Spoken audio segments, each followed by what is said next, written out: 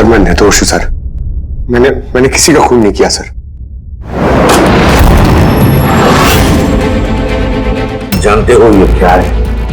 DNA report है sir. फिर तो तुम्हें ये भी पता होगा कि इसमें में क्या लिखा है, और फिर भी तुम चाहते हो कि मैं मान लूं कि तुम निर्दोष हो, तुम गुनहगार नहीं हो। सर आपने हमेशा हमें यह सिखाया सर कि सच से बड़ा दुनिया में कुछ भी नहीं है सर।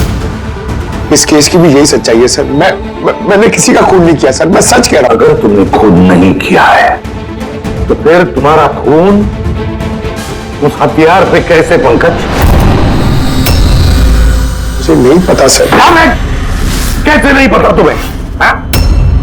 ये जो तुम्हारे हाथ पर चोट लगी है, ये जो खून का निशान है, वो चीख चीख के कह रहा है कि गुनहगार तुम ही हो पंकज, तुम हो। सर मैंने आपको बताया था सर, मैं ऑटो से जब ब्यूरो आ रहा था सब कब करना था सर। ये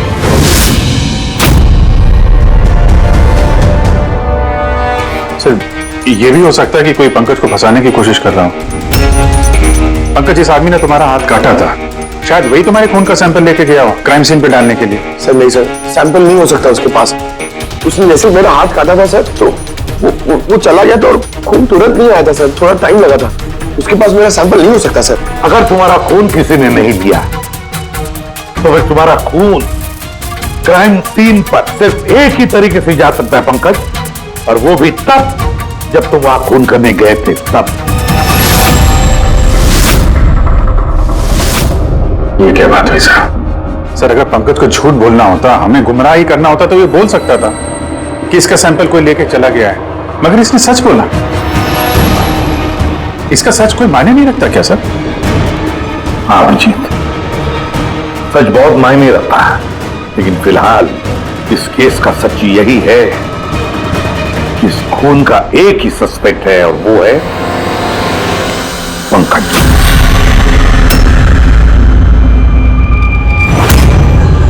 मैं तुम्हें सीआईडी से सस्पेंड कर रहा हूं। सर मेरा यकीन कीजिए सर, मैं सच कह रहा हूं। मैंने खून नहीं किया, मुझे मेरे पिताजी की कसम है सर। पंकज, तुम्हारी गन और बैच। सर, एक बेटा अपने पिता के श्राद्ध के दिन उसकी झूठी कसम कैसे खा सकता है सर? मैंने तुमसे नहीं पूछा फ्रेडी। गन और बैच।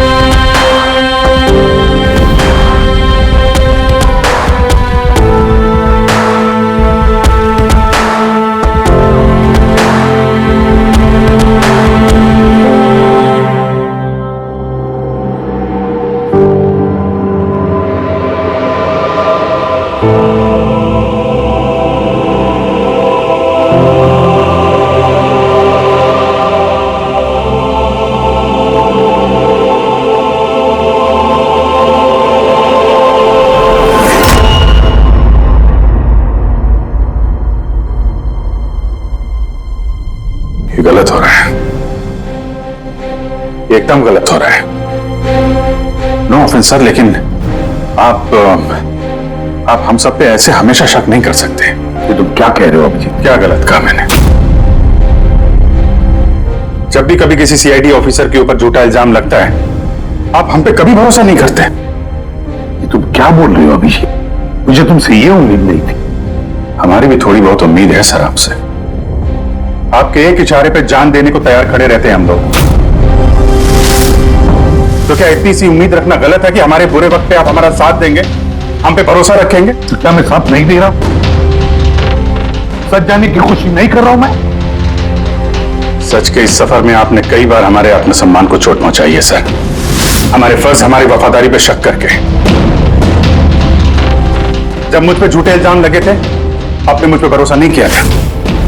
और जब तक अभिजीत निर्दोष साबित नहीं होता, उसे जेल में ही रहना होगा। जब दया पे झूठे इल्जाम लगे, आपने इस पे भी भरोसा नहीं किया। मगर शायद आप ही एक बात भूल गए, एक बार आप पे भी ऐसा झूठा इल्जाम लगा था।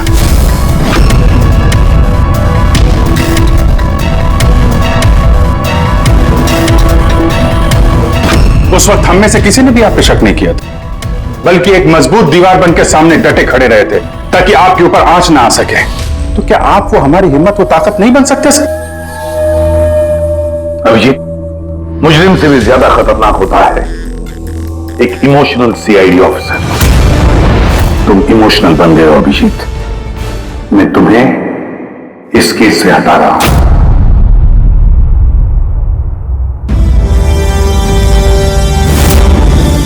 दया, पूर्वी, अब से पंकज की केस तुम दोनों इन्वेस्टिगेट करोगे, सिर्फ और सिर्फ तुम दोनों। ठीक है सर। अब आपको मुझ पे इतना भी भरोसा नहीं रहा कि मैं इस केस को न्यूट्रल तरीके से देख पाऊंगा भी या नहीं। इतने साल की ड्यूटी का ऐसा मेडल तो किस्मत वालों को मिलता है। Thank you sir.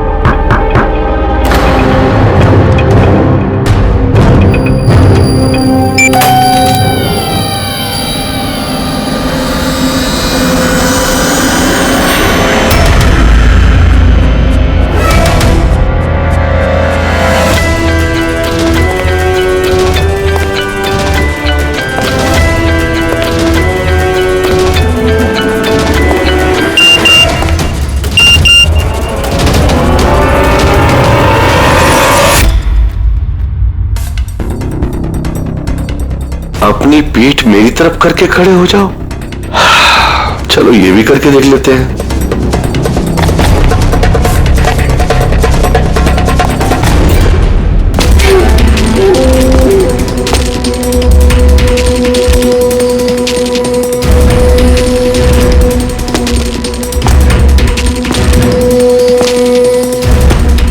आप आ गए सर? मैं आप ही का इंतजार कर रहा था। आप देखिए वहां फाइल पड़ी है, उसमें पूरा फाइनेंशियल प्लान पड़ा हुआ है और मुझे पूरा यकीन है कि आपको बहुत पसंद आएगा।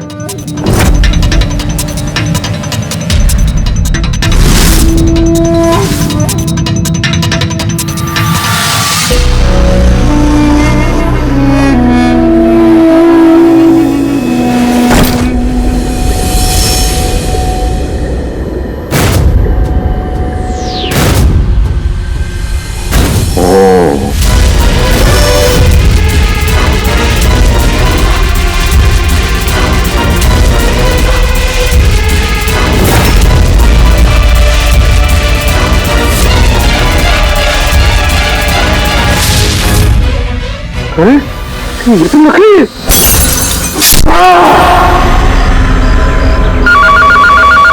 हेलो एसीपी प्रद्युमन है। व्हाट? कब? अच्छा ठीक है।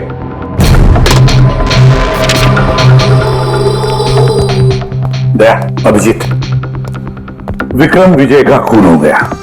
विक्रम विजय, वो हवाला कांड वाला सर? वही विक्रम विजय आज तक कानून से बच के भाग रहा था। आज उसका कत्ल हुआ उसके ही घर में। एक न एक दिन तो ये होना ही था सर, इतने सारे दुश्मन पाल रखे थे उसने।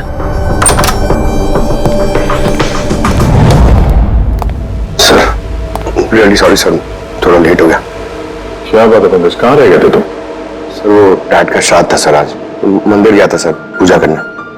ठीक है, और ये हाथ में क्या हुआ? अरे सर ये आते हुए लग गया, मामूली चोट है, इतना जोर से नहीं लगा सर। ठीक है, तैयार हो जाओ, एक मर्डर केस आया हुआ है। और ये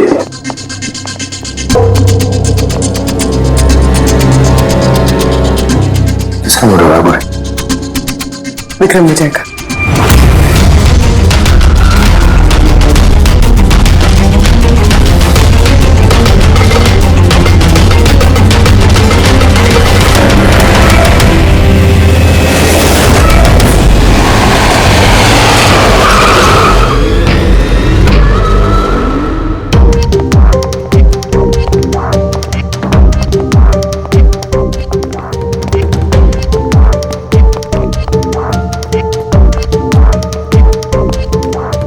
सीआईडी? जी हाँ।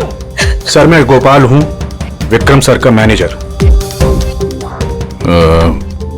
ये तीनों कौन? ये मोहित, विशाल और ये राघव है, ये सर के सिक्योरिटी गार्ड्स हैं। और आप? ये विक्रम सर की वाइफ हैं, मधु मैडम, और बाकी सब स्टाफ है। बॉडी कहाँ है? सर बॉडी अंदर है। ये गर्दन पे वार किया है और पेट और छाती पे भी मारा है। वो नहीं पक्का करना चाहता था कि किसी भी तरीके से ये बचने ना पाए।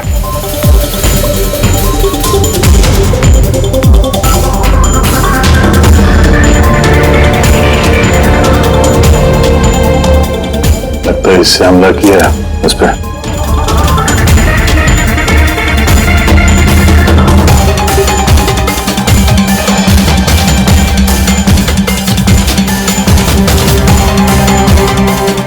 विक्रम के फोन पे आखिरी मैसेज किसी अननोन नंबर से आया। अपनी पीठ मेरी तरफ करके खड़े हो जाओ। पीठ मेरी तरफ मतलब वो आदमी इसको अपना चेहरा नहीं दिखाना चाहता था क्या?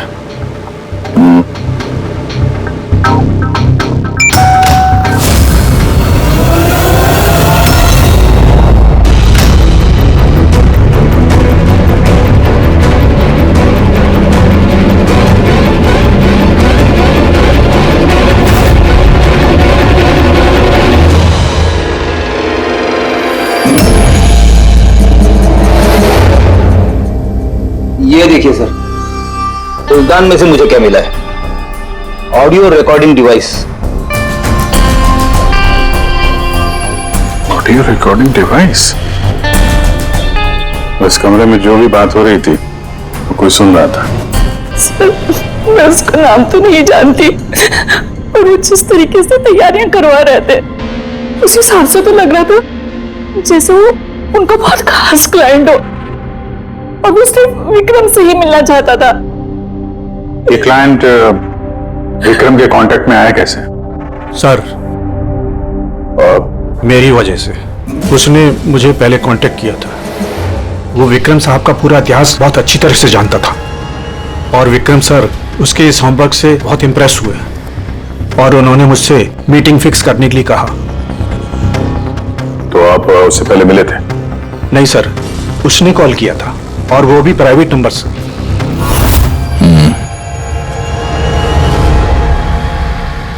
तो आप लोगों ने मीटिंग से पहले पूरी तैयारी कर ली थी? हाँ जी सर। उस कमरे को अच्छी तरह से चेक कर लिया था? हाँ। तो फिर ये ऑडियो की रिकॉर्डिंग डिवाइस ये कमरे में कैसे पहुंची? सर ये कहां से आया? लैपटॉप में। लैपटॉप में? वो तो तूने चेक किया था ना मोहित? मैंने चेक किया था सर, लेकिन मुझे फ्लैपॉट में दिखा नहीं था। दिखा नहीं था। जी नहीं। अच्छा, ऐसे कैसे दिखा नहीं था? दो चल, वहां पे अच्छे अच्छे को दिखने लगता है।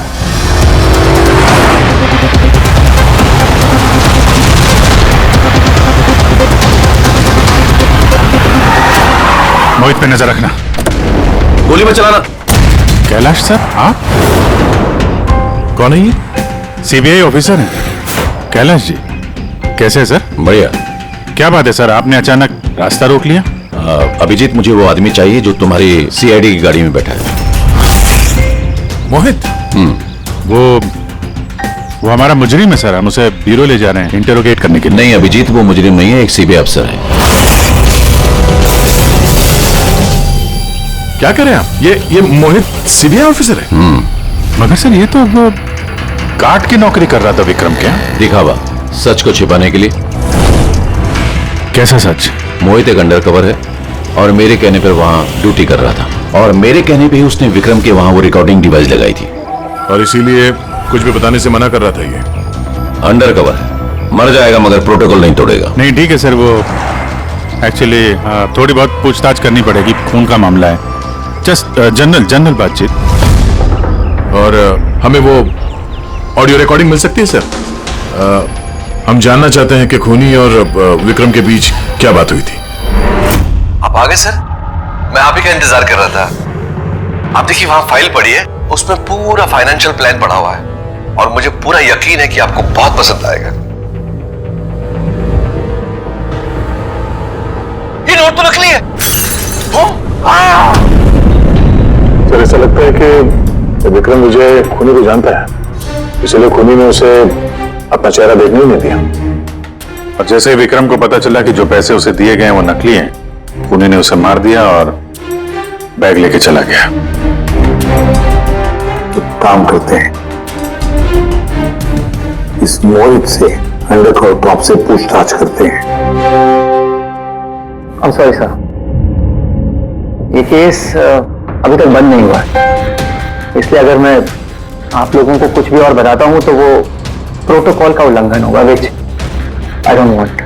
देखो मोहित, मैं तुम्हारे प्रोटोकॉल की इज्जत करता हूं, मगर कोई तो ऐसी चीज होगी ना जो तुम्हारे इन्वेस्टिगेशन के दौरान तुम्हें मिली हो, मगर तुम्हारे प्रोटोकॉल के दायरे में होने के बावजूद भी तुम हमें बता सकते हो। कुछ तो बताओ जिसके जरिए हम खूनी तक पहुंच सके। मैं आप लोगों को केवल इतना बता सकता हूं कि पिछले काफी सालों से सीबीआई इस विक्रम विजय के पीछे लगी हुई थी। आज से 15 साल पहले सन 2002 में सीबीआई ने एक अंडरकवर ऑफिसर को भी विक्रम विजय के पीछे लगाया था, कुछ खास सबूत इकट्ठा करने के लिए, लेकिन कुछ हासिल नहीं हुआ और अनफॉर्चुनेटली हमारे वो ऑफिसर मारे गए। एक मिनट, नाम क्या था इस ऑफिसर का? इंस्पेक्टर अधिराज।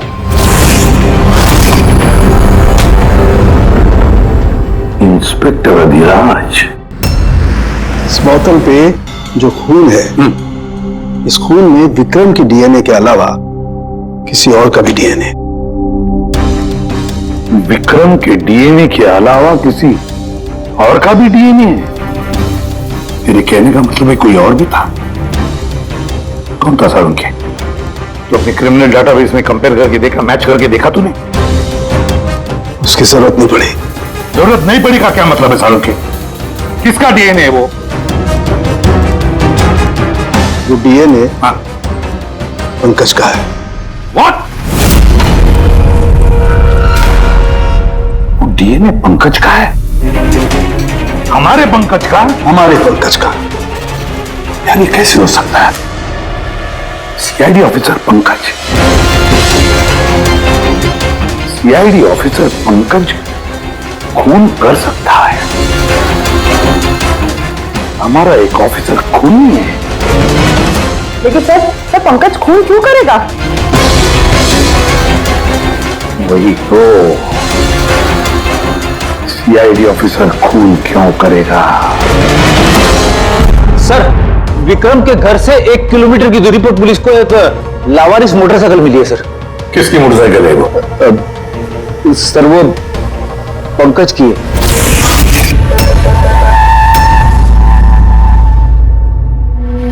लगा मुझे। क्या मतलब? पंकज की बाइक पड़ी है वहां पे और आप लोगों को हैरानी नहीं हुई?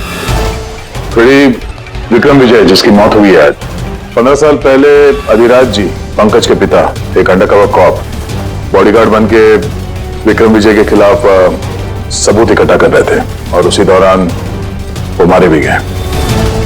मतलब सर पंकज को ये लगता है कि उसके पिताजी की मौत के पीछे विक्रम विजय का हाथ था और इसीलिए उसने अपने पिताजी की मौत का बदला लेने के लिए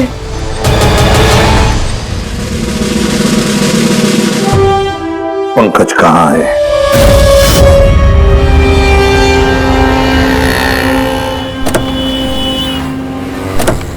अरे सर आप लोग? यही सवाल तो हम भी तुमसे पूछने वाले थे। तुम यहाँ क्या कर रहे हो? तुम तो बीमार थे ना? अरे सर बाइक चोरी हो गई थी मेरी। ये सामने पुलिस स्टेशन में रिपोर्टर कहानी आया था। ये देखिए। हमें पता है तुम्हारी बाइक कहाँ है। आप लोगों को कैसे पता सर? तुम्हारी बाइक विक्रम विजय के घर के पास मिली है। वही विक्रम विजय जो तुम्हारे पिता का खूनी है। जब ब्यूरो में एसीपी साहब ने बताया कि विक्रम विजय का खून हुआ है तो तुम्हें पता था ना कि वही विक्रम विजय है? हाँ सर। अरे तो ब्यूरो में क्यों नहीं बताया तुमने? तुम्हें बताना चाहिए था ना कि विक्रम विजय तुम्हारे पिता का खूनी है। सर डैड का श्राद्ध था सर। मंदिर से ब्यूरो आ रहा था, उनके बारे में सोच रहा था, ये न्यूज आ गई। एकदम हिल गया था सर, समझ में नहीं आ रहा था क्या करूं। और ये हाथ जो तुम्हारा कटा हुआ है एग्जैक्टली हुआ क्या था? सर ये तो जब मैं मंदिर से ऑटो पकड़ के आ रहा था।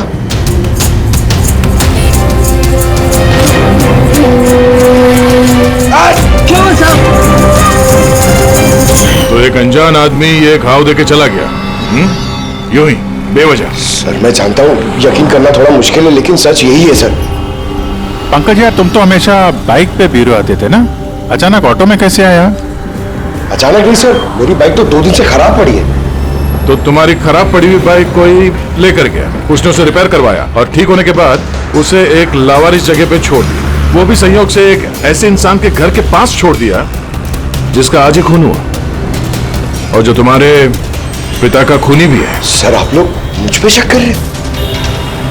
आप लोग को लग रहा है उस विक्रम विजय को मैंने मारा है?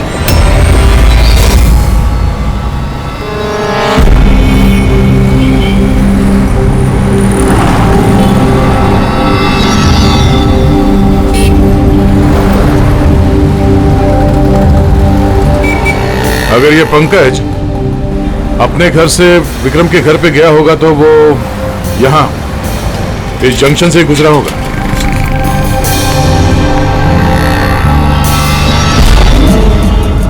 सर सिग्नल पे सीसीटीवी कैमरा लगा हुआ है। इस सीसीटीवी कैमरा के फुटेज से पता चल जाएगा कि पंकज यहां से गया था उस बाइक पे या कोई और था वो।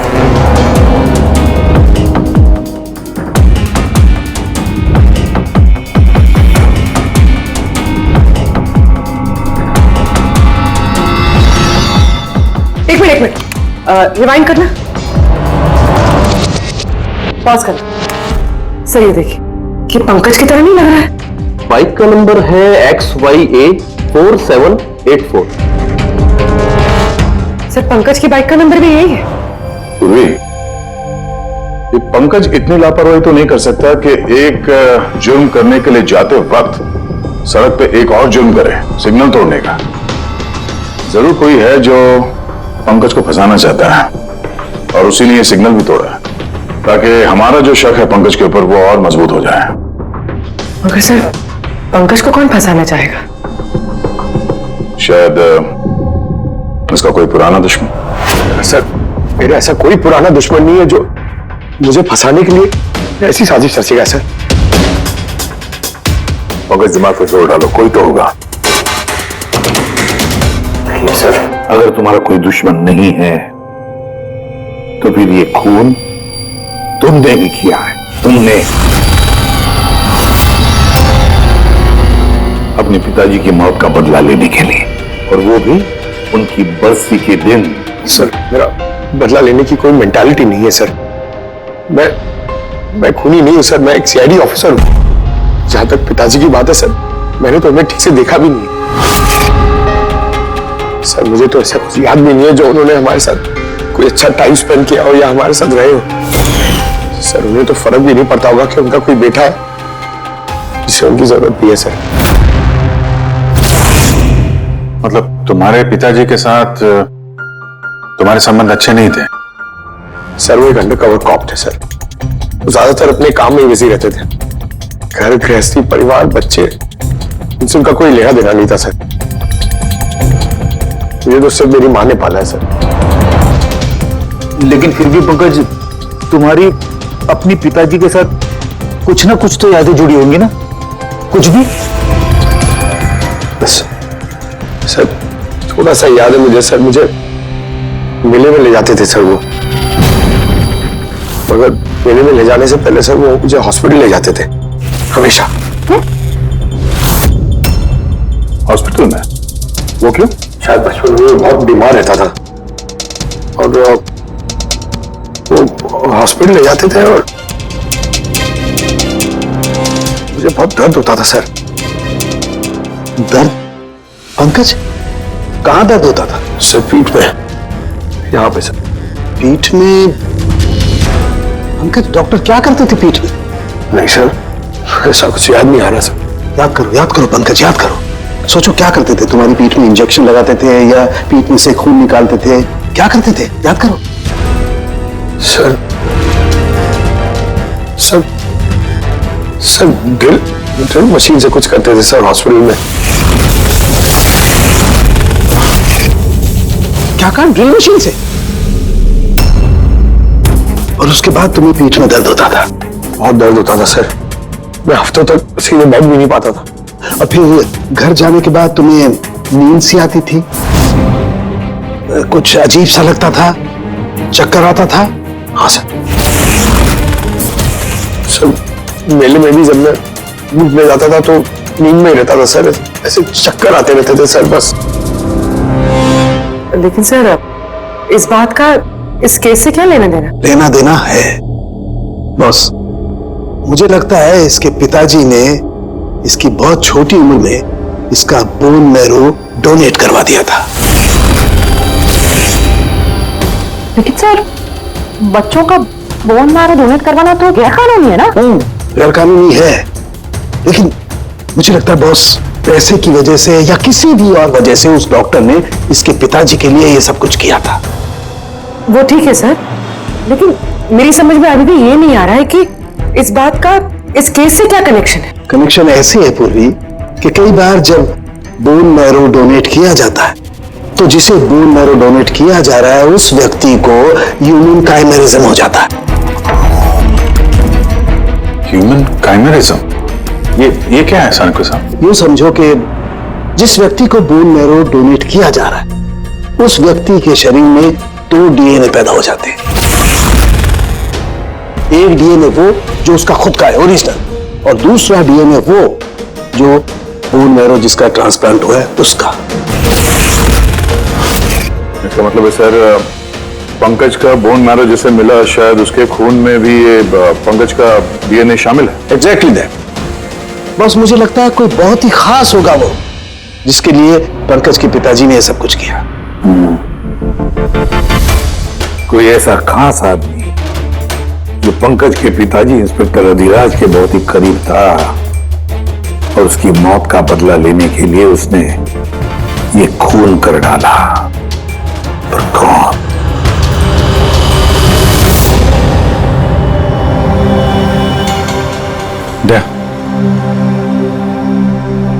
Hi sir. हेलो अभिजीत।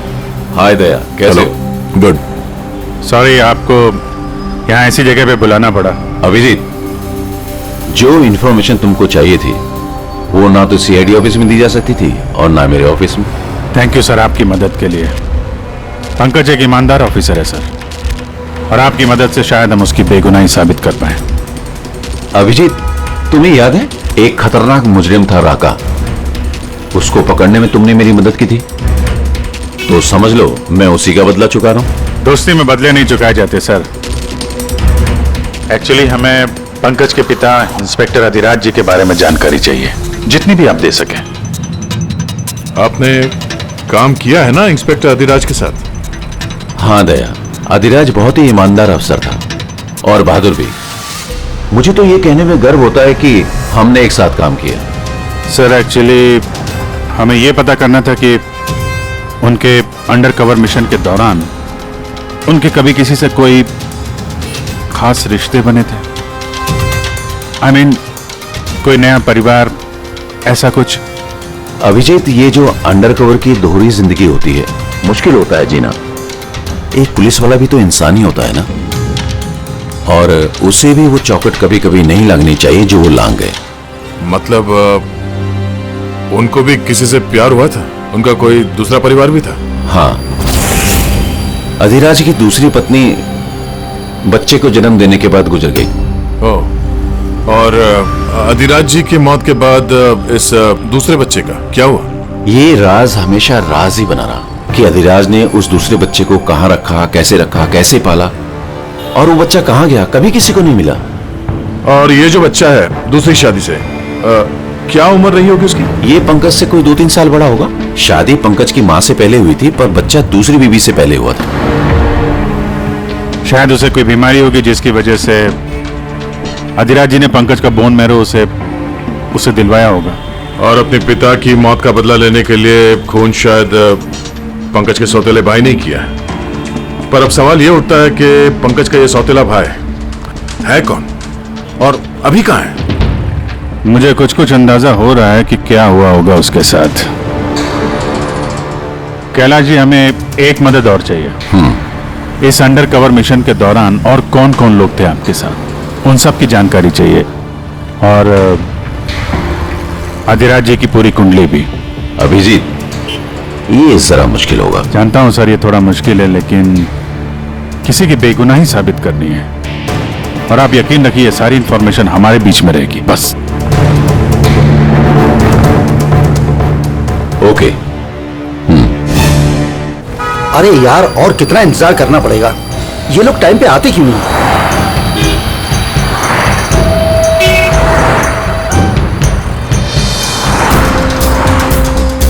अरे यार, आधे घंटे से इंतजार कर रहा हूँ। अरे मुझे आज ही पूरा पैसा चाहिए। अरे मुझे निकलना है इस शहर से आज ही। तेरा हिसाब तो मैं आज, अभी और इसी वक्त चुकता कर दूंगा।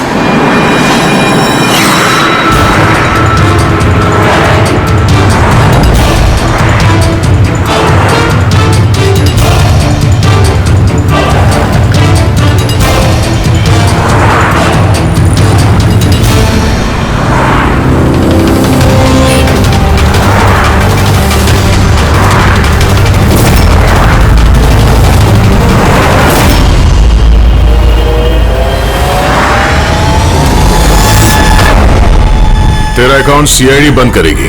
ये सर के सिक्योरिटी गार्ड्स हैं। नहीं अभिजीत, वो मुजरिम नहीं है, एक सीबीआई अफसर है।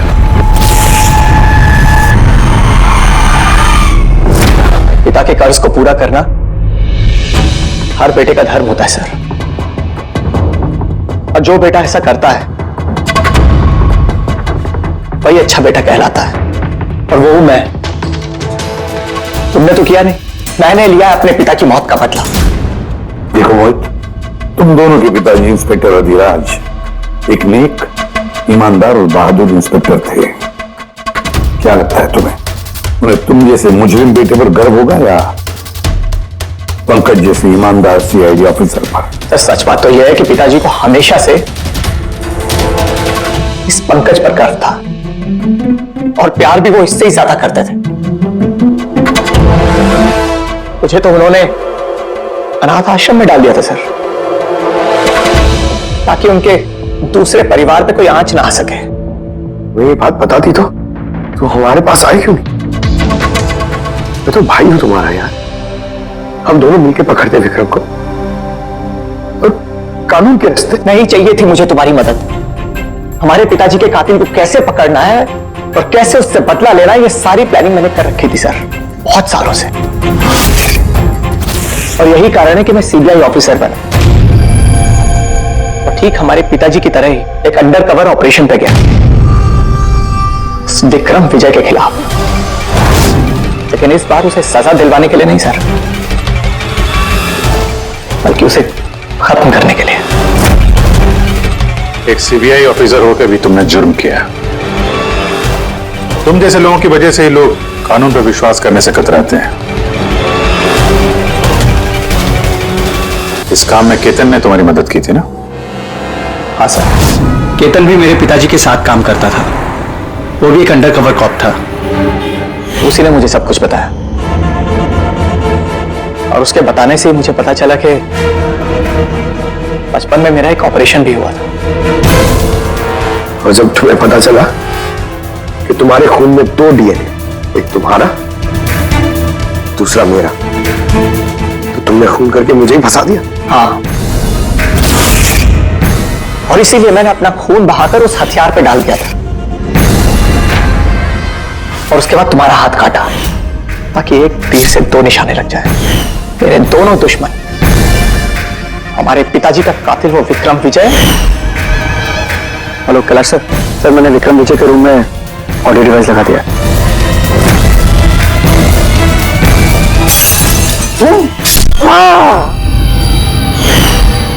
और तुम मुझसे इतनी नफरत क्यों है तुम्हें भाई?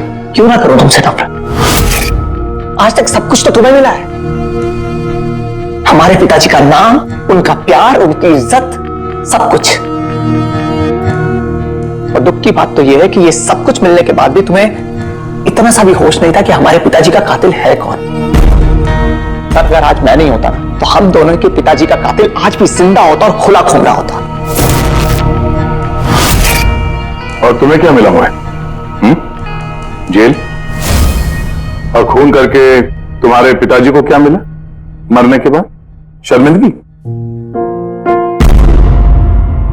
सर एक बात पूछ सकता हूं आपसे? आप लोग मुझ तक पहुंचे कैसे? क्योंकि मैंने कोई कसर नहीं छोड़ी थी सारे सबूत पंकज के खिलाफ करने में। वही तुम जानते थे कि पंकज ऐसा कभी नहीं करेगा। और रही बात तुम तक पहुंचने की, जब हमें 2 डीएनए के बारे में पता चला तो हमने तुम्हारे पिताजी इंस्पेक्टर रविराज का बैकग्राउंड चेक किया। उसमें हमें पता चला कि उनका और भी एक बेटा है, तुम। और फिर बस हमने उस बेटे की पूरी कुंडली निकाली, मतलब तुम्हारी। और फिर सारा मामला समझ में आ गया। बहुत गलत किया तुमने मोहित, बहुत गलत किया। कानून तुम्हें कड़ी से कड़ी सजा देगा, शायद उम्र कैद या फांसी।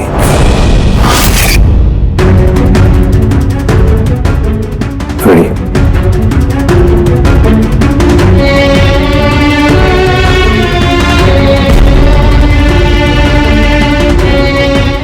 फ्रेडी सर,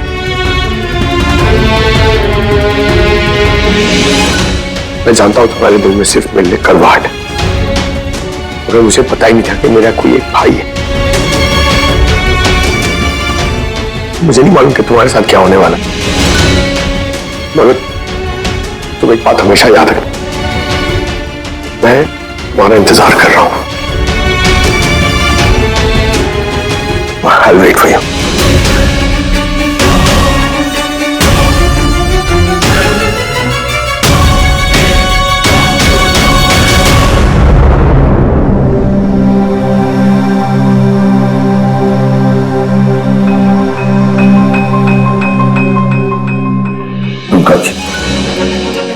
देखो, तुम्हारे में ये जो अच्छाई है ना, इसे कायम जिंदा रखना, कायम। Welcome back to CID. Thank you sir. Sir, I am sorry sir, आप सही कह रहे थे। इमोशनल होके मैं कुछ जरूरत से ज्यादा ही बोल गया sir. I am sorry.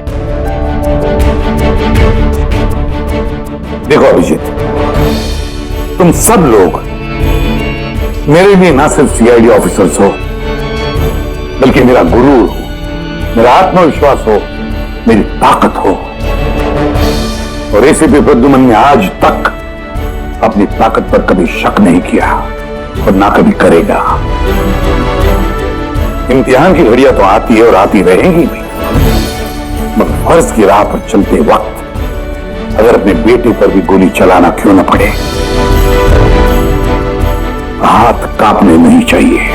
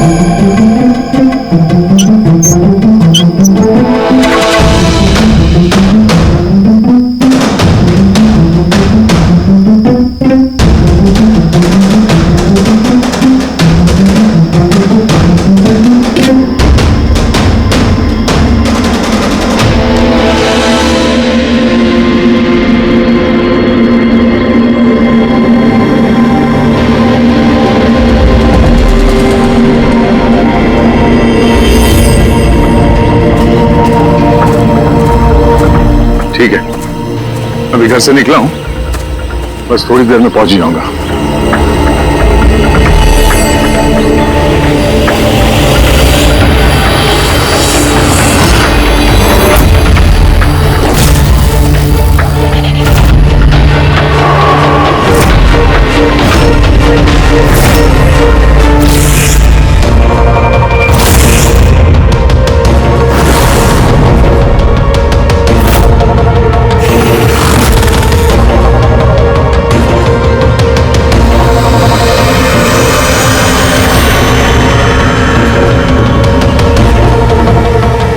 Sanjana प्रकाश को किसी ने मारा, 16 में छुपाया।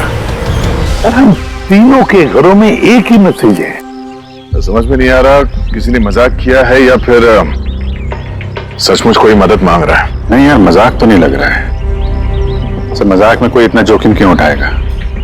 ऐसा लगता है कोई हमसे मदद मांगने की कोशिश कर रहा है। हाँ, वैसे ही होगा, वरना कोई हिम्मत क्यों करेगा हमारे तीनों के घरों में घुसकर ये सब लिखने की, और वो भी रात को। सर, इस मैसेज से एक बात तो साफ है कि किसी ने इस संजना प्रकाश का खून किया है, लेकिन ये 16 का क्या चक्कर है? सर, शहर में न जाने कितनी संजना प्रकाश होंगी, पता नहीं किसकी बात कर रहा था वो। है कौन ये? क्या ये क्या चक्कर है? तुझे टायर का निशान लगता है? पहले तो नहीं था, बाइक का तो नहीं लगता। बाइक का नहीं तो फिर साइकिल का होगा। आजकल साइकिल के भी टायर काफी चौड़े आते हैं। कहीं ऐसा तो नहीं कि अंदर दीवार पे जिसने वो मैसेज लिखा कि उसी का है? कोई साइकिल पे आता है, हमारे घरों में घुसता है और मैसेज लिख के जाता है। पता लगाना पड़ेगा ये साइकिल वाला है कौन।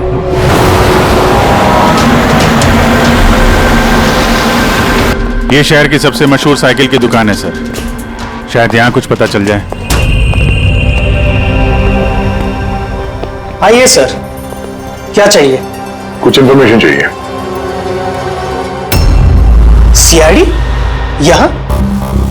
क्या हुआ साहब? तो ये देखिए, ये किसी साइकिल के टायर के निशान है। क्या बता सकते हैं कि ये कौन सी साइकिल है?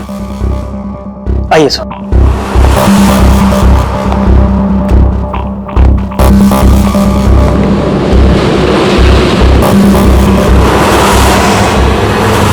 ये रही वो साइकिल, JBR X100।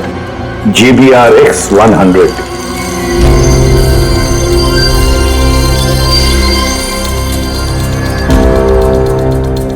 ये देखिए सर, मैं तो पहले ही पहचान गया। क्या बता सकते हैं ये ऐसी साइकिल कौन खरीदता है? मेरा मतलब है किसके पास हो सकती है ऐसी साइकिल? ये बता पाना तो नामुमकिन है सर, क्योंकि JBR की ये साइकिल इस वक्त काफी फैशन में है। हर हफ्ते कम से कम 50 पीस तो मेरी हर दुकान की ब्रांच से बिकती है। अच्छा, शहर में अनगिनत पीसेस होंगे, उनमें से इस साइकिल के मालिक का पता कैसे चल पाएगा सर? ये हाईटेक साइकिल है, 21 गियर ना? जी। शॉक ऑब्जर्वर, लेटेस्ट डिजाइन, कीमत भी अच्छी खासी होगी इसकी तो? कीमत 30,000 रुपए से शुरू है। मतलब ये जो कोई भी है वो अच्छे खासे, मतलब अमीर घर का ही होगा। चलो देखते हैं। Thank you very much.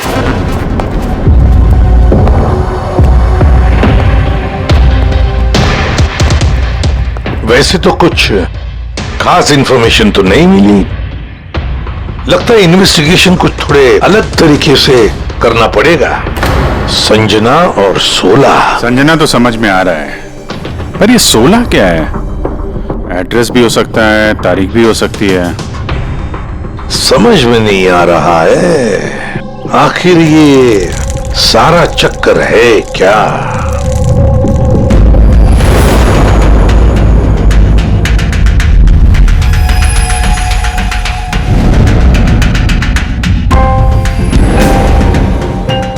Sir, जिस तरह से ये मैसेज लिखा है, ये 16 कोई तारीख तो नहीं है। ये 100% कोई ऐसी चीज या जगह है जहां लाश छुपाई जा सके। तो मिली ऐसी कोई चीज, कोई जगह? हाँ सर, एक अजीब बात पता चली है। अजीब? हाँ सर, एक पेड़ है जिसे आदिवासी भाषा में 16 कहते हैं। पेड़? तुम्हारा मतलब है झाड़, ट्री? हाँ सर। मतलब पेड़ के अंदर लाश है? सर, इंटरेस्टिंग बात यह है कि ये पेड़ दुर्लभ प्रजाति का है, लेकिन महाराष्ट्र और आसपास के जंगलों में ये पेड़ काफी मात्रा में पाए जाते हैं। तो फिर इन पेड़ों में लाश ढूंढने की तैयारी करनी पड़ेगी हमें। साहब, हाँ सर, सारे डेटाबेस चेक किए हैं। पूरे प्रदेश में 53 संजना प्रकाश हैं। उनमें से 13 ग्रेटर मुंबई इलाके में और 8 शहर में है। तो एक काम करते हैं अभिजीत, ये जितने भी संजना प्रकाश है ना, सबकी डिटेल्स निकालो। हो सकता है उनमें से किसी एक संजना प्रकाश की मिसिंग पर्सन में रिपोर्ट दर्ज की गई हो किसी पुलिस स्टेशन में। यस। ये दुर्लभ पेड़ है? इतने सारे जंगल है इसके? सर, इसके तो कई 100 पेड़ है। और सर, सिर्फ जंगलों में नहीं, लोगों के फार्म हाउसेस वगैरह में भी तो होंगे। मतलब हमें वो पेड़ ढूंढना है जिस पेड़ के अंदर लाश है। ढूंढेंगे कैसे सर? ये तो मुश्किल ही नहीं, नामुमकिन है। हाँ फ्रेडी, सही कह रहे हो, वाकई नामुमकिन है ना? इतने सारे पेड़ों में किसी एक लाश को ढूंढना वाकई नामुमकिन है। एक काम करते हैं कि इसको छोड़ देते हैं। हाँ, और क्या, इतने सारे लोग मरते, उसमें एक लड़की का खून हुआ, और क्या। बस बात यही है कि एक खूनी खुलेआम घूमता रहेगा, हो सकता है खून पे खून करते रहेगा। अरे नहीं सर। नहीं सर क्या फ्रेडी, जब तुमने CID ज्वाइन किया था तो क्या कसम खाई थी? कानून की रक्षा करने की कसम खाई थी? लोगों को इंसाफ देने की कसम खाई थी? तो फिर नामुमकिन शब्द तुम्हारे मुंह से निकला कैसे? यह मुश्किल, नामुमकिन, ये शब्द अपनी डिक्शनरी से निकाल दो, समझे? सर, हमें लगता है कि हम कुछ प्लानिंग बना के शुरुआत करें तो थोड़ा आसान हो सकता है इस केस में। हाँ सर, ये 16 पेड़ जिस एरिया में है वहाँ हम तलाशी लेते हैं। सबसे पहले वो एरिया में जो शहर में आते हैं। एक काम करते हैं, फॉरेस्ट डिपार्टमेंट की भी मदद लेते हैं। हम लोग अलग अलग ग्रुप्स बनाकर सर्च ऑपरेशन करेंगे। यहां से शुरू करेंगे, फिर यहां इस तरफ आगे बढ़ेंगे, फिर यहां, फिर यहां। वैसे एक एक पेड़ को चेक करने में लगभग कितना टाइम लग सकता है? कई दिन लग सकते हैं या कई हफ्ते भी लग सकते हैं। कोई चमत्कार हुआ तो ये काम जल्दी होगा।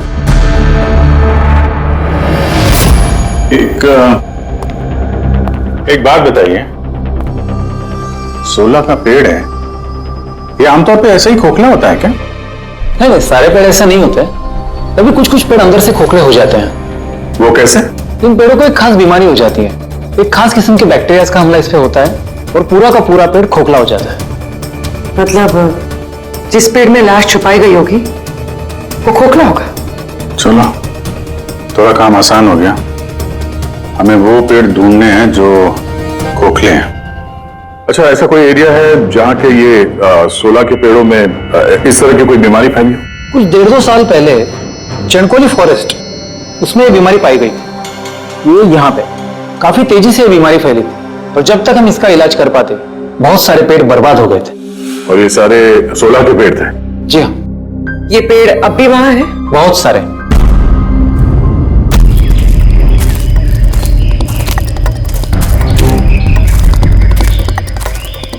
सर, यही वो जगह है। यहां से हम लोग अलग अलग ग्रुप में डिवाइड हो जाएंगे और फिर सर्च करेंगे।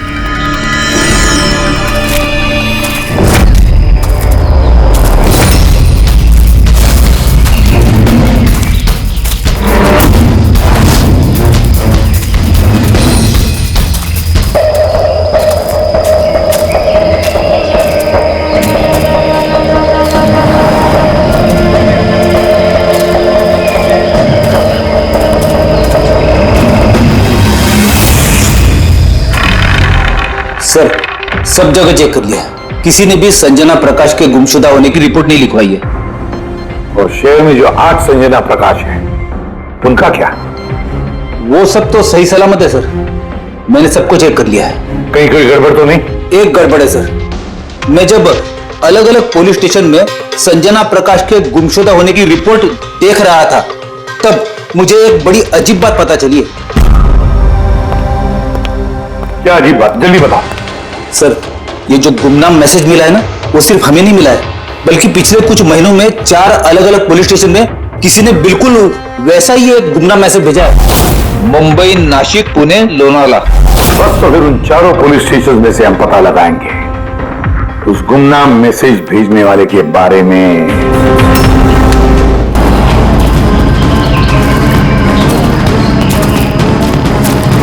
अंधेरा होने वाला है। मेरे ख्याल से अभी हमें वापस चलना चाहिए। रात के समय जंगल में भटकना ठीक नहीं है। वरुण, थोड़ी देर और 10 मिनट देखते हैं फिर चलते हैं।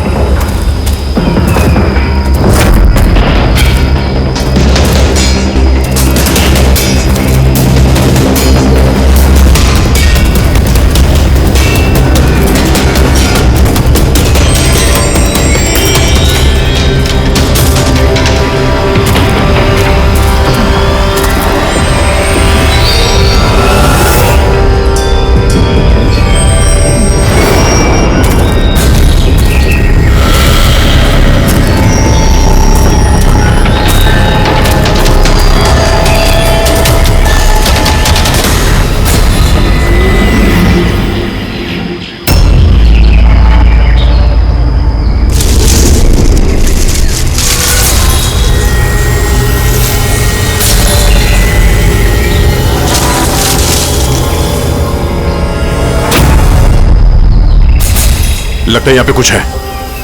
ये पत्ते निकालो, साफ करो उसे, जल्दी साफ करो। हाँ अभिजीत, यहाँ पे एक पेड़ मिला है, लगता है उसके अंदर कुछ है।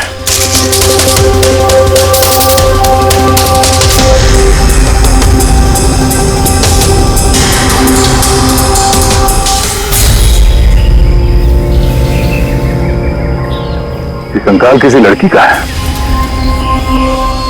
कहीं संजना का तो नहीं?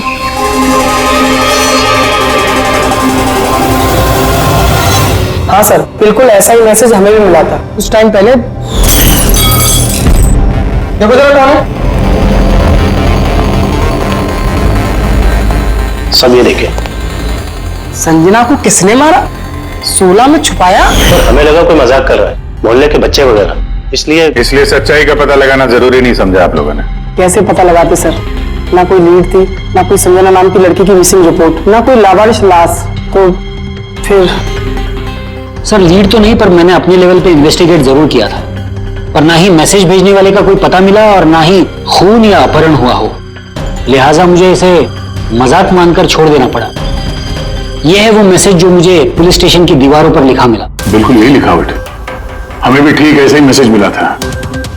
पिछले कुछ महीनों में 4 अलग अलग पुलिस थाने में और हमारे घरों में ये मैसेज देने वाला मजाक तो नहीं कर रहा होगा। सर, ये जो चारों शहर मुंबई, नासिक, पुणे, लोनावला, ये आपस में सैकड़ों किलोमीटर दूर है सर। मैसेज भेजने वाला सिर्फ मैसेज भेजने तो ये चारों शहर नहीं जाएगा सर। मुझे ऐसा लगता है कि उसका इन चारों शहर से कोई कनेक्शन है। सर, उस लड़की का खून चाकू मार के किया था और कंकाल के बोन डेंसिटी से यह पता चलता है कि मरते वक्त उस लड़की की उम्र करीब 20 साल के आसपास रही होगी। करीब 20 साल के आसपास। पूर्वी, ये शहर में 8 संजना प्रकाश हैं, उनकी उम्र क्या है? सर, पहली की उम्र है 67, 43, 52, 21, 33, 39, 23 और 29। 21 साल और 30 साल। ये 21 साल वाली और 30 साल वाली जो संजना प्रकाश हैं, उनके बारे में फिर से पता करो। एक बात समझ में नहीं आ रहा है संजना जी, ये आपके आधार कार्ड और लाइसेंस में जो डेट है, ये तो अभी हाल में ही बने ये कार्ड तो। एक्चुअली सर, यू नो, मैं बचपन से ही अब्रॉड रहती थी, तो मेरे पास सारे आईडी प्रूफ्स वहीं के थे और अब तो मैं इंडिया आई हूँ, तो मुझे यहाँ के प्रूफ भी चाहिए। सो यहाँ सब प्रूफ बनवा लिए।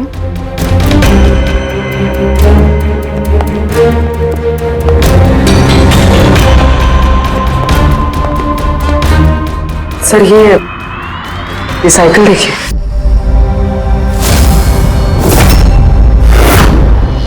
ये कौन है? ये विक्की है, मेरा बेटा, संजना का छोटा भाई।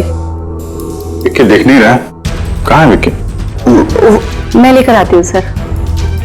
सर, आप लोगों से एक रिक्वेस्ट है, विक्की से थोड़ा कम सवाल जवाब कीजिएगा।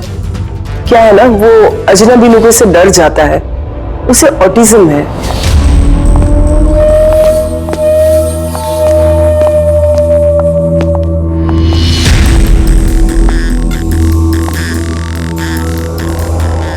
हेलो विक्की।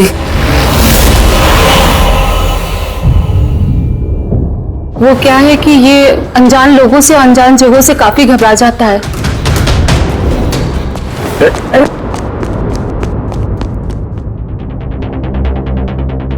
ये विक्की सबसे ज्यादा करीब किसके हैं? अपनी चाची मोना से। विक्की बचपन से ही मेरी बीवी के बहुत क्लोज है। विक्की का इलाज तो करवाया होगा ना? इलाज तो करवाया है, लेकिन और स्पेशल स्कूल में भी ट्राई किया, लेकिन कोई फर्क नहीं पड़ा। वो एडजस्ट ही नहीं हो पा रहा था। हाँ सर, हमने मुंबई, पुणे, लोनावला, यहाँ तक के नासिक में भी ट्राई किया, लेकिन कोई फायदा नहीं हुआ। जी, ये तो वही जगहों का नाम ले रहा है जहां जहां संजना के कत्ल का मैसेज मिला है। आप कौन है? सर, ये मेरा बेटा समीर है। वो स्कूल से भी भाग जाता था, इसलिए हमने उस पे ट्रैकर लगवाया था कि कहीं चला जाए या गुम हो जाए तो हम उसे वापस घर ला सके। आप लोग विक्की के बारे में और हम सब के बारे में इतने सवाल क्यों पूछ रहे हैं? वो एक केस के सिलसिले में इस एरिया में जितने परिवार हैं हम उनसे पूछताछ कर रहे हैं, पर आप लोगों को घबराने की कोई बात नहीं है। आप लोगों से बात करके ऐसा लग रहा है कि इस केस से आप लोगों का कोई लेना देना है ही नहीं। Thank you. Thank you. Thank you.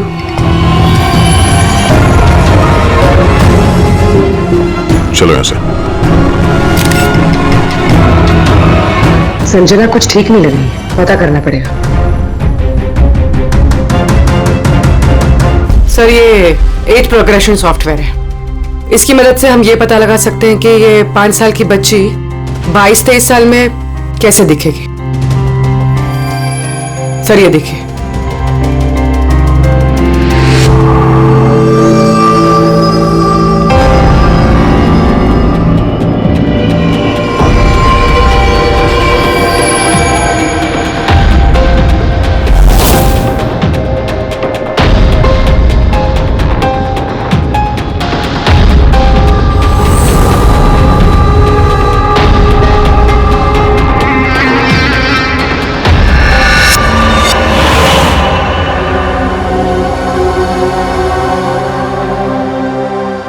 तुम्हारे चेहरे की एक एक डिटेल अब मेरे कंप्यूटर में आ गई है। अब पता चल जाएगा आखिर तुम दिखती कैसी हो।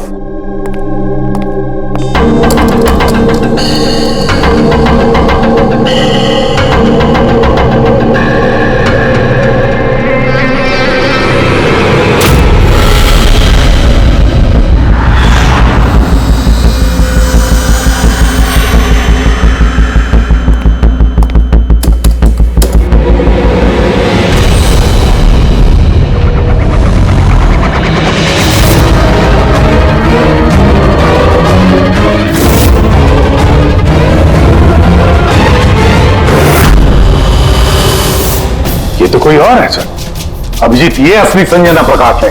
हमें जो मिली वो कोई और है। यानी कातिल ने संजना को मार के उसकी जगह पे किसी और को संजना बना के प्लान किया। संजना प्रकाश। ये नाटक ज्यादा दिन तक नहीं चल पाएगा। सीआईडी वाले घर तक आ गए थे। कल को वो लोग कुछ भी कर लेंगे तो, और उनको थोड़ा सा भी शक गया ना तो मैं फंस जाऊंगी ना। तुमने इस बारे में किसी को बताया तो नहीं? नहीं, मैंने किसी को कुछ नहीं बताया है, लेकिन मैं ये सब नहीं कर सकती ज्यादा दिन। मुझे बहुत डर लग रहा है और मुझे यहाँ से जाना है बस। ठीक है, रिलैक्स। अपने घर में बोलो कि तुम एक ट्रिप पे जा रही हो और अपना सामान लेकर निकल जाओ कहीं बाहर। पर मैं जाऊंगी कहाँ? वो तो मुझ पर छोड़ो। अपना सामान पैक करो और उसी जगह पर मिलो ठीक 4 बजे। ठीक है।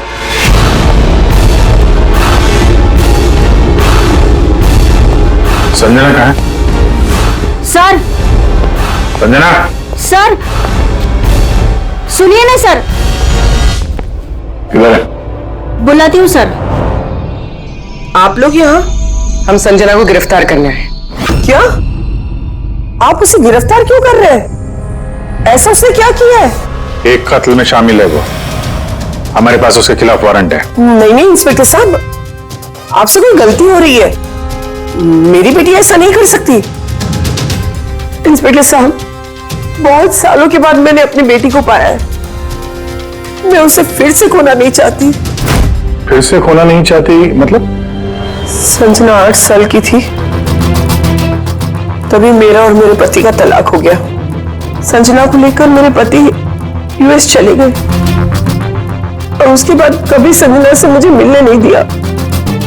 अभी कुछ महीने पहले इनकी डेथ हो गई और मेरी संजना का मुझे फोन आया कि मां, मैं तेरे पास आना चाहती हूँ, फैमिली से मिलना चाहती हूँ। बहुत मुश्किल से मुझे मेरी बेटी संजना मिली है। उसे गिरफ्तार मत कीजिए। आई एम सॉरी, लेकिन संजना को तो आप पहले ही खो चुकी हैं। संजना का खून हो गया है और जो लड़की यहाँ पे आपकी बेटी बन के रह रही है वो एक बहरूपिया है। संजना होने का ढोंग कर रही है वो।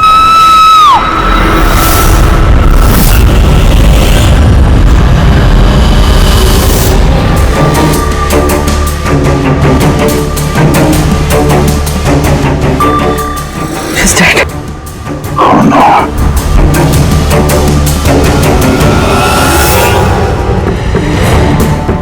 सर, इसी का फोन लगता है। कुछ लिखा है सर इसमें, शायद सुसाइड नोट है।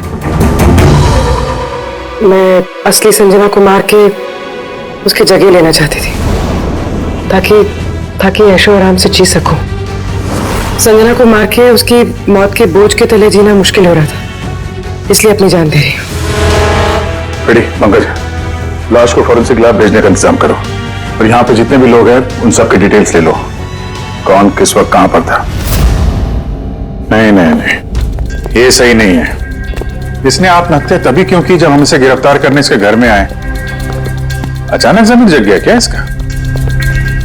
सर, इसमें ये लड़की अकेली नहीं है, परिवार का कोई और सदस्य भी शामिल है और भांडा फूटने के डर से उसने इसे रास्ते से हटा दिया। आप उस वक्त कहाँ थे? मैं रूम में बैठा था, आवाज सुनकर मैं। और आप? सर मैं बाहर था, आवाज सुनकर यहाँ पर आया। सर उन मैसेजेस की लिखावट और विकी की लिखावट एक ही है, मैंने मैच की है। और उसके पास वही साइकिल है JBR 1000 और उसका उन चारों शहरों से भी संबंध है जहां मैसेजेस पुलिस को दिए गए हैं। सर, आई थिंक इतना सबूत काफी है ये साबित करने के लिए कि वो मैसेजेस विकी ने ही भेजे।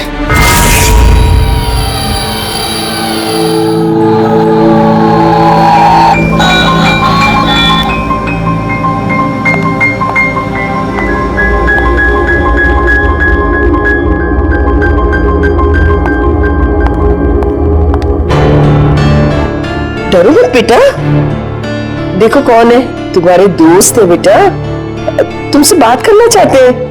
मैं हूं ना तुम्हारे पास, डरो मत बेटा। विक्की, आपकी मम्मी ने बताया कि आपको प्लेन बहुत पसंद है, हैं? अरे वाह, आपके पास तो बहुत सारे मॉडल्स हैं। आप मुझे दिखाएंगे प्लीज? प्लीज प्लीज मुझे दिखाओ ना प्लीज। दिखाओ दिखाओ बेटा, दिखाओ दिखाओ, ये वाला। अरे इसके पहले मैं आपको कुछ दिखाता हूं, आपके लिए गिफ्ट लाया हूं, देखिए बहुत अच्छा है, आपको पसंद आएगा, देखिए।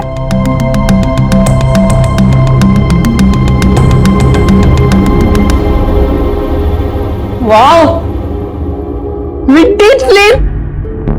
मैं ना बड़ा हो गए पायलट बनूंगा, सब प्लेन बनाऊंगा। वाह, ये सारे प्लेन बनाऊंगा।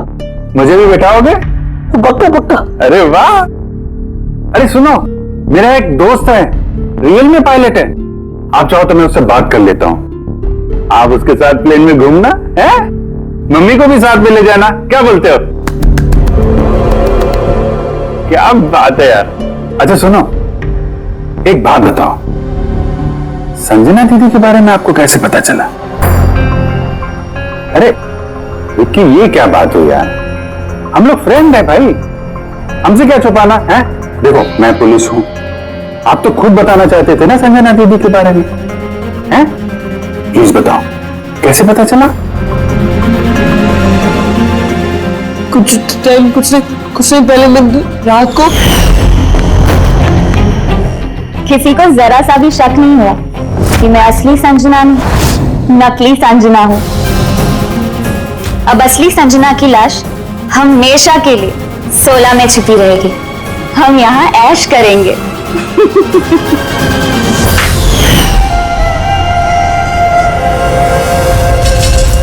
हमारा अंदाजा सही था, इस नकली संजना के साथ कोई और भी मिला हुआ था और शायद उसी ने उसका खून भी किया है। हाँ पूर्वी,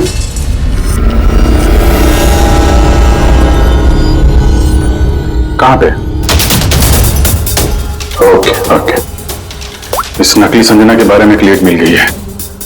इसके फोन में एक सीक्रेट बैंक अकाउंट मिला है, इसमें इसका असली नाम है नैना, और इसी अकाउंट से ये हर महीने किसी को पैसे भेजा करती थी नागपुर में। नैना हमारी बेटी है सर, पेशे से एक एक्ट्रेस है, लेकिन एक असाइनमेंट के सिलसिले में वो मुंबई में रह रही है। लेकिन आप ऐसा क्यों पूछ रहे हैं? क्या हुआ है उसे? वो ठीक तो है ना? जी नहीं, ठीक नहीं है। नैना की मौत हो गई है। क्या? नहीं, वो नहीं मर सकती है।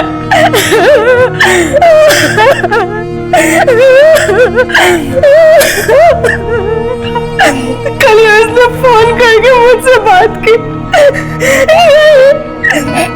उसकी मौत नहीं हो सकती, उसकी मौत। हमें शक है कि किसी ने उसका खून किया है। शायद उसने जिसके लिए वो काम करती थी।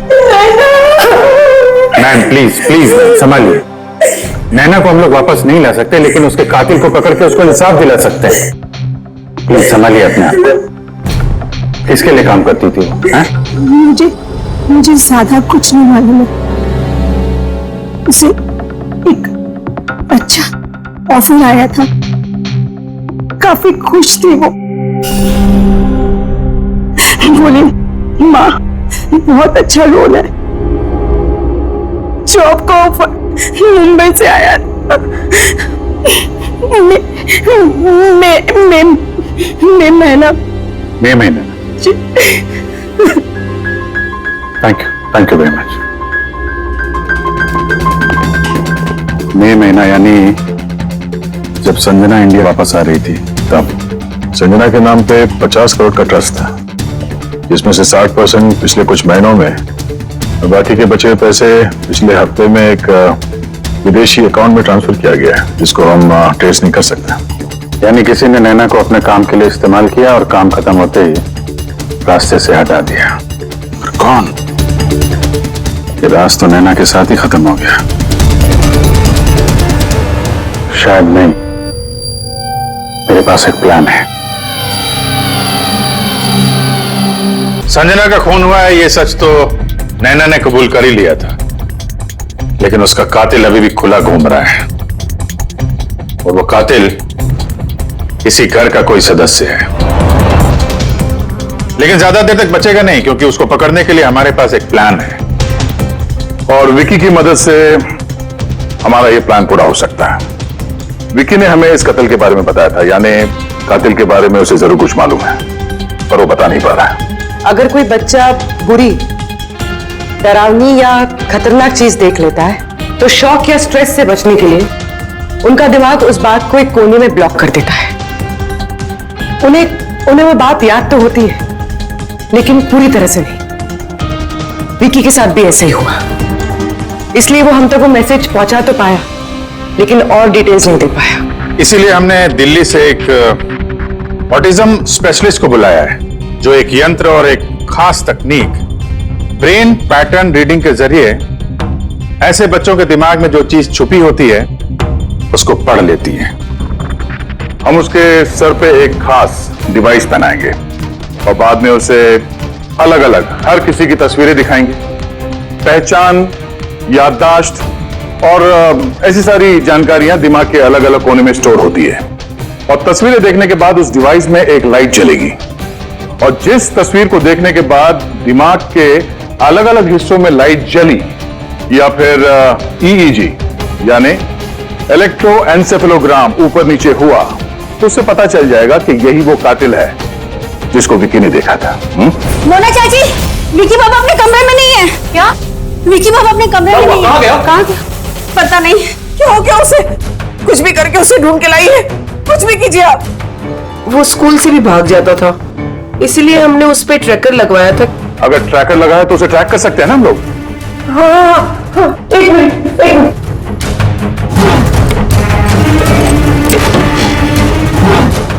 सर, ट्रैकिंग डिवाइस ड्रॉर में नहीं है। मेरे बेटे को बचा लीजिए, मेरे बेटे को बचा लीजिए, कुछ भी करके उसे मेरे पास ले आइए। आप बिल्कुल घबराइए मत, कुछ नहीं होगा उसको। सर, जो कोई भी कातिल है, ये ट्रैकिंग डिवाइस उसी के पास होगा।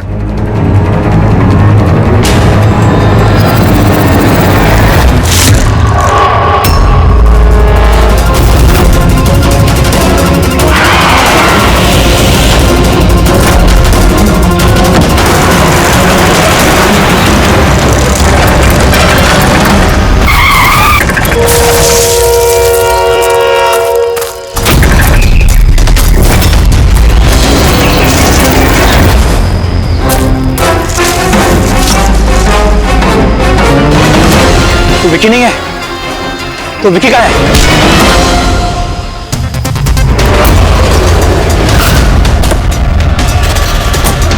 विकी सही सलामत है।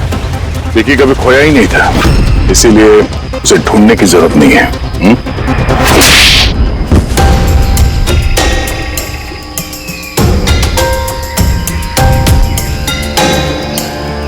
तू तो चूजा है मोहरा, असली खिलाड़ी कौन है ये बता। ये कातिल तक पहुंचने की हमारी चाल थी जो कामयाब रही। तो बस अब यही एक तरीका है कातिल तक पहुंचने का। पहले विकी के जरिए उस तक पहुंचने की बात करें और फिर विकी के गायब होने की खबर देंगे। कातिल डरा हुआ होगा, इसलिए ट्रैकिंग डिवाइस की मदद लेके वो विकी को ढूंढने की कोशिश करेगा, लेकिन वो विकी नहीं होगा, हमारा कोई आदमी होगा। ठीक है? ठीक है। इस प्लान की मदद से हमें कातिल तो मिल गया, लेकिन वो तो सिर्फ एक मोहरा था। असली मास्टरमाइंड कोई और ही है, और वो यही है, इसी कमरे में।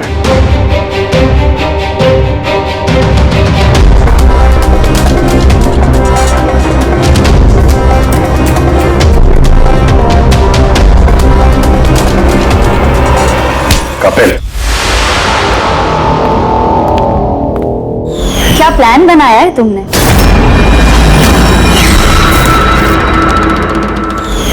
तूने अपनी चचेरी बहन को मार डाला? प्लीज, मैं तुझे जिंदा नहीं छोड़ूंगी। छोड़िए सर, इसे फांसी की सजा देना, इसको जिंदा नहीं छोड़ना। मेरी बेटी को मार डाला। तो कपिल क्या किया? मैंने ये सब किया।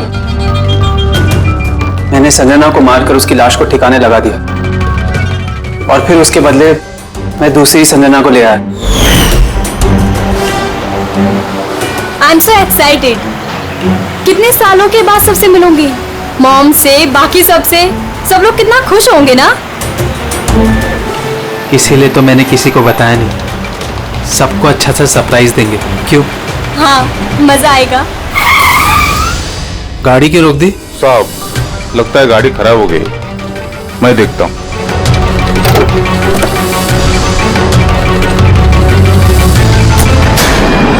भाई, अभी कितनी दूर है घर यहाँ से? इतना दूर तुम वहां कभी पहुंच भी नहीं पाओगी।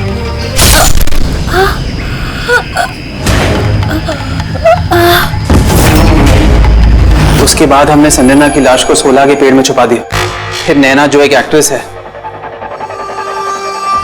उसे मैं संजना के बदले इस घर में ले आया ताकि संजना के नाम पर जो लाखों का ट्रस्ट है वो हमें मिल जाए। और पैसे ही नहीं, बल्कि संजना के आने से पहले जो एस्टेट था वो हमारे नाम पर था। लेकिन जैसे ही संजना आई, हमारा हिस्सा कम हो गया। इसीलिए सर मैंने प्लान बनाया। सर सब कुछ ठीक चला था, लेकिन जैसे ही आप लोग आए, नैना घबरा गई। मुझे लगा कि कहीं वो कुछ गड़बड़ ना कर दे, इसलिए मैंने नैना को भी मार दिया।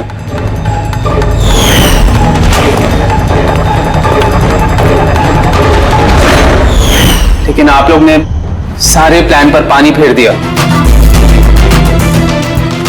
अभी तो सिर्फ पानी फिरा है, तुम्हारे गुनाहों की सजा मिलनी तो बाकी है। ले जाओ इसे। क्या विक्की? थैंक यू विक्की यार, थैंक यू वेरी मच। अगर तुम नहीं होते ना तो संजना को इंसाफ नहीं मिलता। तुम बहुत बहादुर हो, हैं? Thank you very much.